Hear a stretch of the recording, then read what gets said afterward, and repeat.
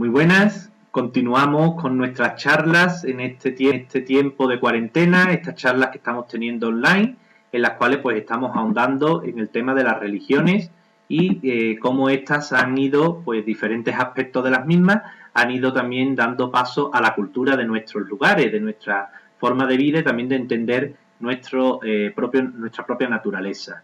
En primer lugar, me gustaría agradecerle a la Asociación de Jóvenes Investigadores en Ciencias de las Religiones a las que pertenezco la iniciativa que ha tenido y también al Observatorio de Religiones Comparadas de Sevilla por la buena marcha y organización de estas charlas que nos están ilustrando a todos y que nos están haciendo pues este tiempo de cuarentena un poquito más ameno, un poquito más llevable. Bueno, pues yo me presento en primer lugar, mi nombre es José Antonio de la Maza Caballos, soy licenciado en Ciencias Políticas y de la Administración por la Universidad Pablo Olavide de Sevilla y también soy teólogo católico por el Centro de Estudios Teológicos también de Sevilla. Actualmente me encuentro cursando el Máster en Ciencias de las Religiones organizado por la Universidad Pablo Olavide de Sevilla, la Universidad La Laguna y la Universidad Carlos III de Madrid. He venido hoy aquí a hablaros del papel de la religión en la obra Utopía de Tomás Moro. Y vamos a ver ahora pues cómo esta obra supuso un cambio radical en el pensamiento de la época, de manera que incluso a día de hoy pues seguimos llamando a un género literario propio las utopías. En primer lugar, me gustaría comenzar presentando un poco el marco geopolítico, político-religioso, en el que se desarrolla la vida y esta obra del autor, Tomás Moro, en la cual pues, nos encontramos en una Europa que estaba bajo el poder de los monarcas absolutistas. Entre ellos, pues el ejemplo que tenemos en la imagen de la pantalla, Enrique VIII de Inglaterra, el cual pues será el gran representante de la dinastía Tudor. También en Francia estará la dinastía de los Orleans y en lo que actualmente se conoce como España, la península ibérica, los reyes católicos habían terminado la conquista de todo el territorio con la caída del reino nazarí de Granada y también se dividían pues entre ellos y después su nieto, Carlos I de España y V de Alemania, que también pues será un gran ejemplo de estas monarquías absolutistas. Es una época en la que la Iglesia ha alcanzado su máximo poder temporal, de manera que nos encontramos con papas que están más preocupados por los asuntos temporales que por los asuntos religiosos. Es la época del Papa Borgia, de Alejandro VI, de los papas farnesios, es también la época de Julio II, papas que unos van a apostar por las artes, otros van a apostar por la cultura, otros por la guerra, pero pocos se van a preocupar de los asuntos religiosos de la Iglesia. Va a ser, por lo tanto, la época en la que la Iglesia va a estar más preocupada en conquistar territorio y en doblegar a monarquías que en la cura pastoral de las almas encomendadas a la cristiandad. También coincide con el descubrimiento de América. Como vemos, este acontecimiento va a ser muy importante en la centralidad de la obra de Moro, de Utopía, porque él sitúa su obra Utopía en este nuevo mundo que se ha abierto, no solamente como una posibilidad de conquista de nuevos territorios, sino también como una posibilidad de expansión del pensamiento, ¿no? Como una nueva imaginación que se puede hacer a esas tierras que aparecen en el horizonte de una Europa que ya se había acabado, ¿no? En sus propias conquistas a sí misma, en sus propios territorios.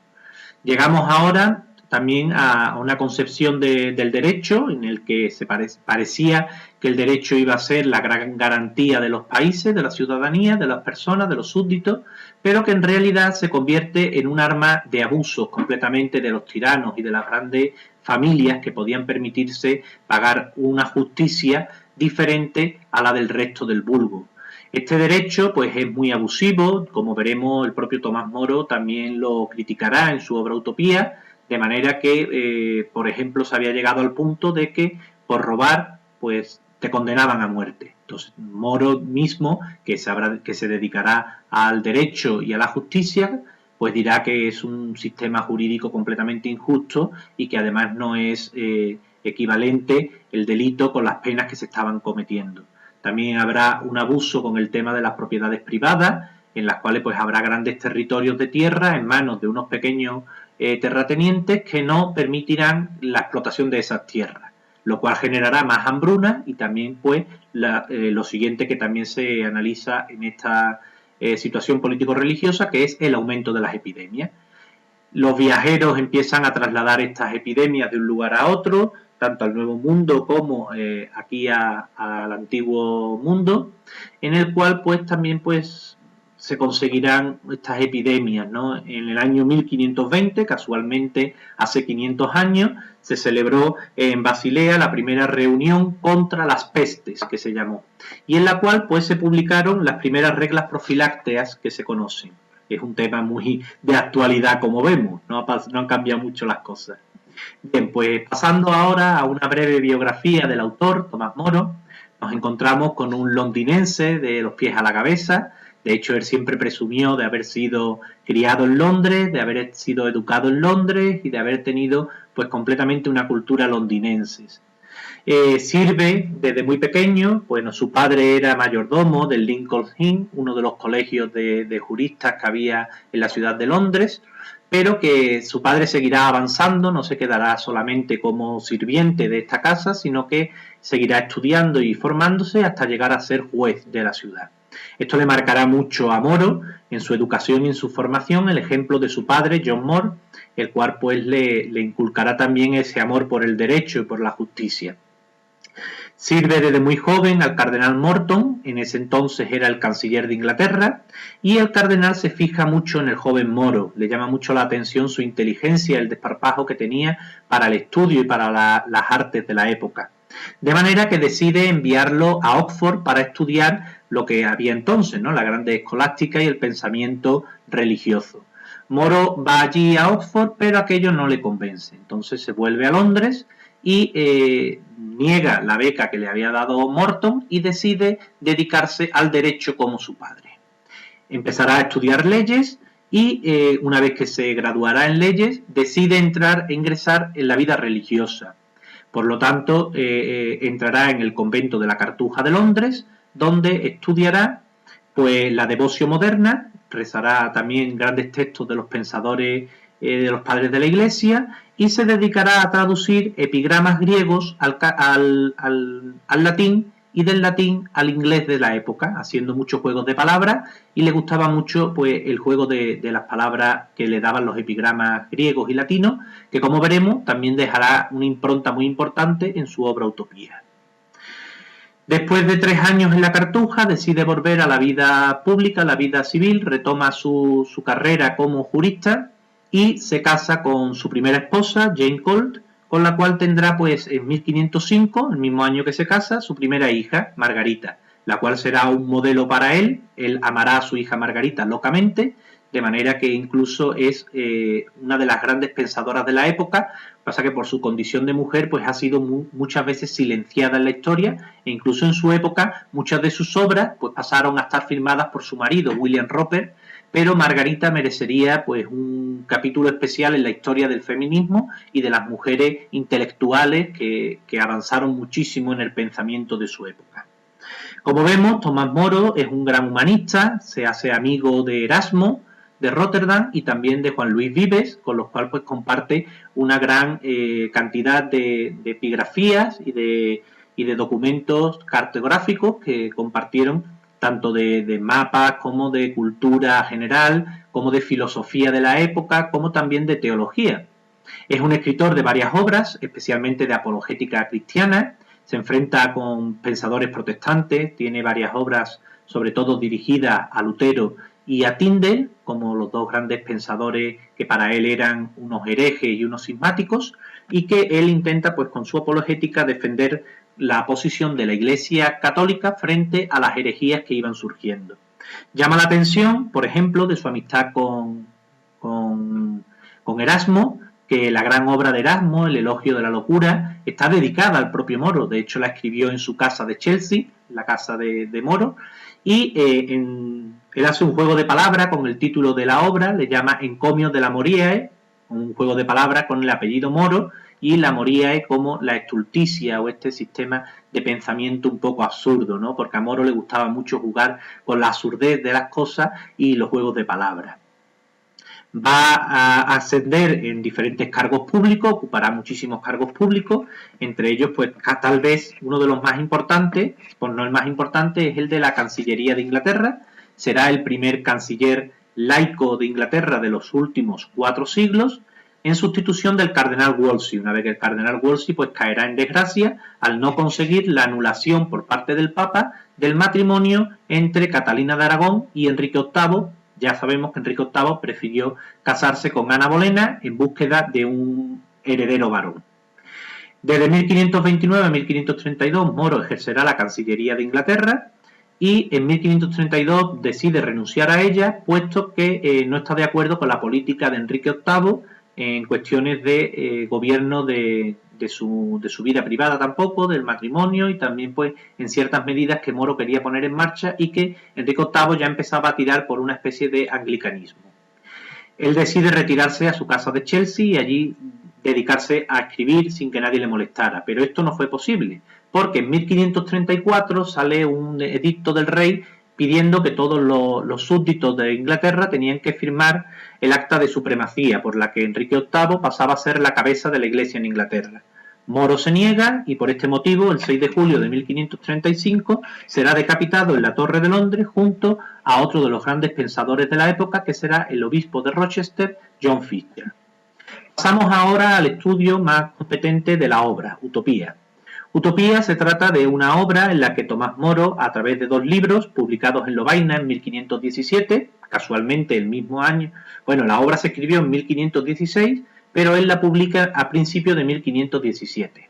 Y es curioso porque es el mismo año en el que Martín Lutero publicará sus 95 tesis. Claro, Utopía se publica unos meses antes. Está inspirado este libro en la República de Platón y en la obra de Agustín de Hipona, De Civitate Dei, que él estudia cuando se encuentra recluido esos 3 años en la Cartuja de Londres. En el primer libro, pues lo que realiza es una crítica a la política de su país, de Inglaterra. Lo hace en forma de diálogo, en un diálogo ficticio en el que se encontrarían él mismo, un personaje ficticio llamado Pedro Egidio, el cual sería amigo suyo y le presentaría a un viajero llamado Rafael Itlodeo, que es el que va a presentar la realidad de esta utopía.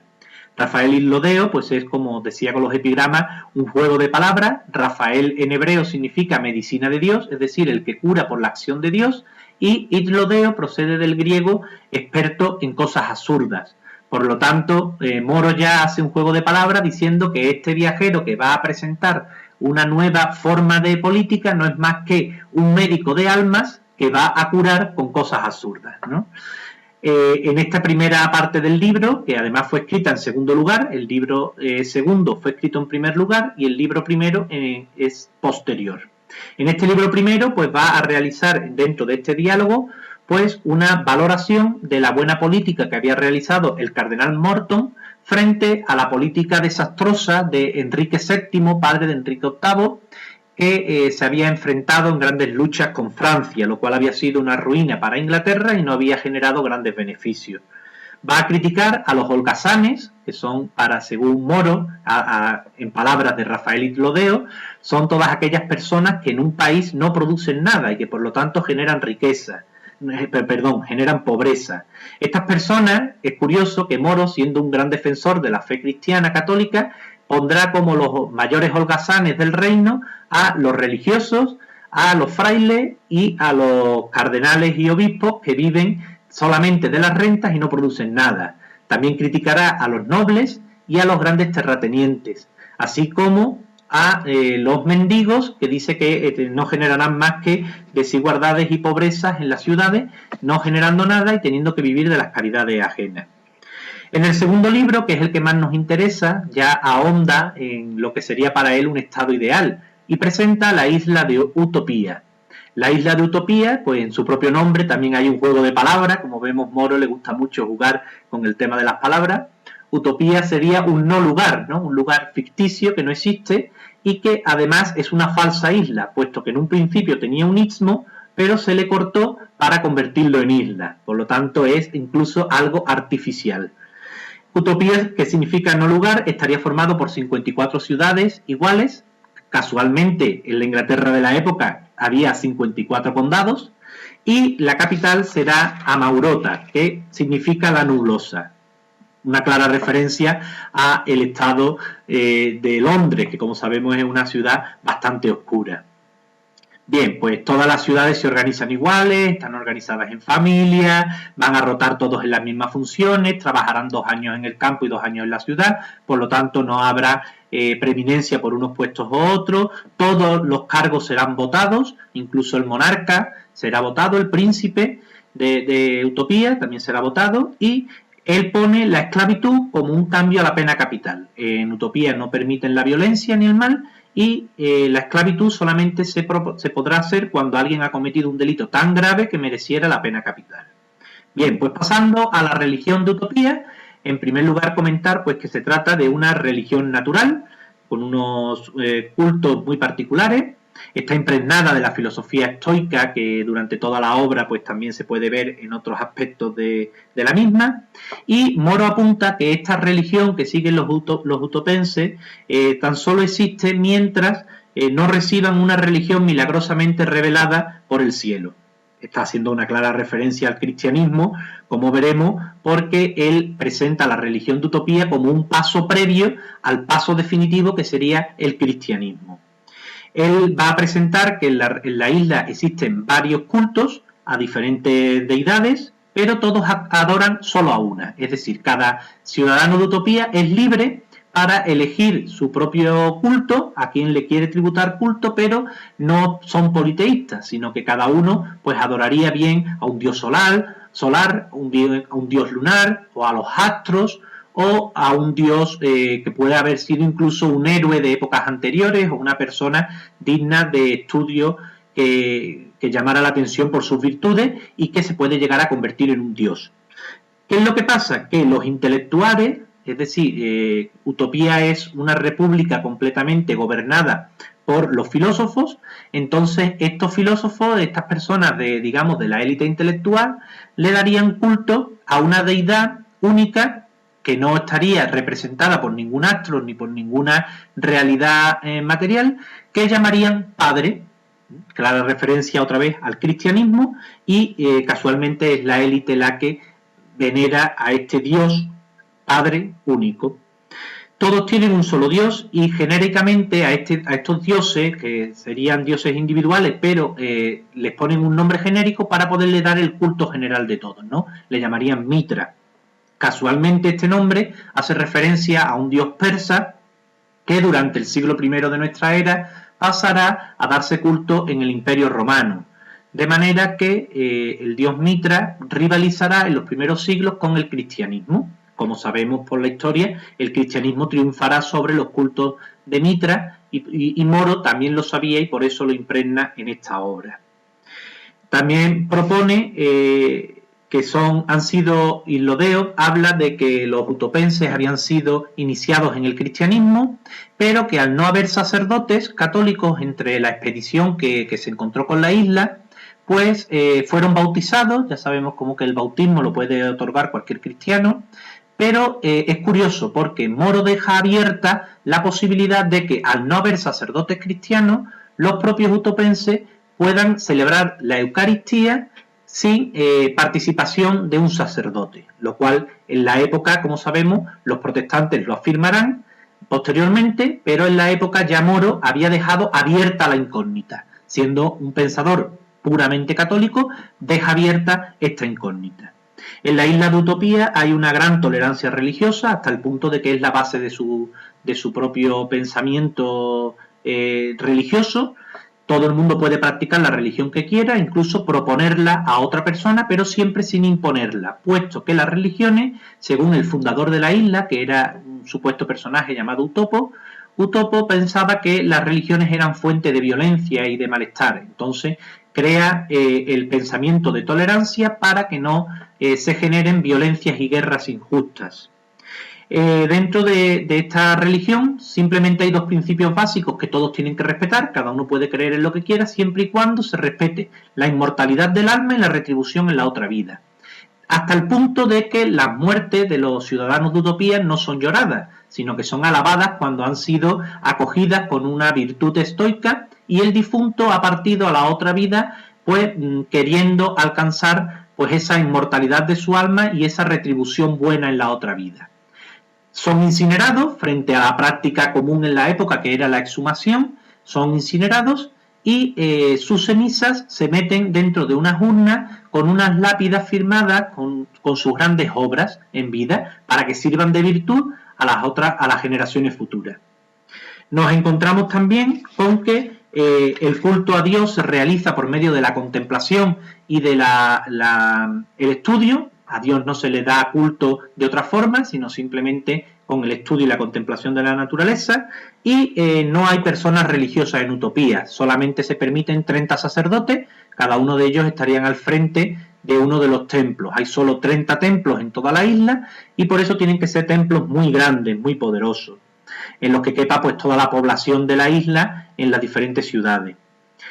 Tan solo permite dos formas, digamos, él llama dos personas con sentimientos religiosos, dos clases de personas con sentimientos religiosos, pero que no estarían dedicados solo al trabajo, sino que se dedicarían al servicio de los demás y pondrían el doble de esfuerzo en los trabajos que todo el mundo realiza. Estas dos clases de personas pues estarían por un lado los que él llama los sabios, que serían personas que no comen carne, tienen voto de no comer carne y se dedican solamente a la vida casta y al trabajo por los demás. Por otro lado estarían aquellos que trabajan por los demás, a los que llama los prudentes, que sí se casarían, no vivirían en castidad, pero y comerían carne. Y además estarían completamente dedicados al servicio básico de los demás. Es curioso que los sacerdotes, siendo solamente 30 en toda la isla,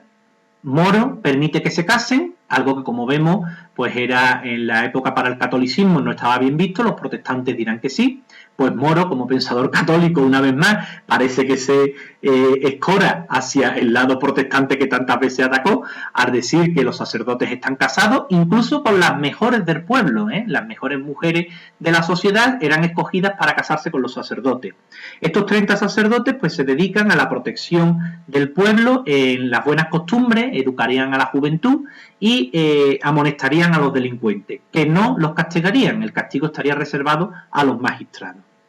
Por último, vemos en las fiestas religiosas, pues las festividades públicas se reunirán al principio y al final de cada mes y de cada año, serán las únicas fiestas públicas que se celebren, cada uno le tendrá que dar culto a la deidad que venera en sus casas y a los templos se acude simplemente pues el primer día de cada mes y el primer día de los años. Los meses se dividirán en tiempo lunar y los años en tiempos solares. En estas festividades públicas todos irán vestidos iguales, todos irán de blanco y el sacerdote será el único que se diferenciará vestido con unas hermosas plumas muy bien trabajadas, pone Moro en la obra Utopía, y que no realizarán ningún tipo de sacrificio. Los sacrificios están prohibidos en Utopía por ser sangrientos y desagradables. Es curioso porque la Eucaristía no deja de ser el sacrificio incruento de Cristo. Es un sacrificio, aunque sea incruento, pero en Utopía no se admiten estos sacrificios. En los templos no hay imágenes, como también veremos después con el pensamiento protestante, imperarán en las iglesias, no habrá imágenes de ningún tipo, y se confesarán el día antes, realizarán ayunos y confesiones, pero no se confiesan ante ningún sacerdote, sino que la esposa se confiesa ante el esposo y los hijos ante el padre. De esta forma vemos también cómo la confesión que los católicos consideran y es un sacramento, los utopenses lo considerarán pues un compartir los pecados con un igual, ¿no? Con una persona entre ellos. Por último, pues me gustaría agradecerle a la Asociación de Jóvenes Investigadores en Ciencias de la Religión y al Observatorio de Religiones Comparadas la posibilidad de haber presentado someramente esta visión de la religión que Tomás Moro pone en práctica en este país ideal, que es la utopía, y que dará pie, como he dicho al principio, a una serie de pensamiento, el pensamiento utópico, y que se desarrollará en otros pensadores, ¿no? Por ejemplo,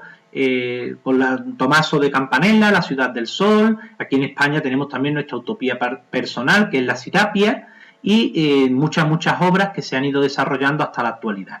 Pues nada, os invito a todos a que sigáis quedándose en casa, que tengáis paciencia, que seguramente la epidemia pase si todos ponemos de nuestra parte y conseguimos, pues quedándonos en casa y llevando a cabo los mensajes que nos dan las diferentes administraciones, pues seguramente haremos esta pandemia entre todos.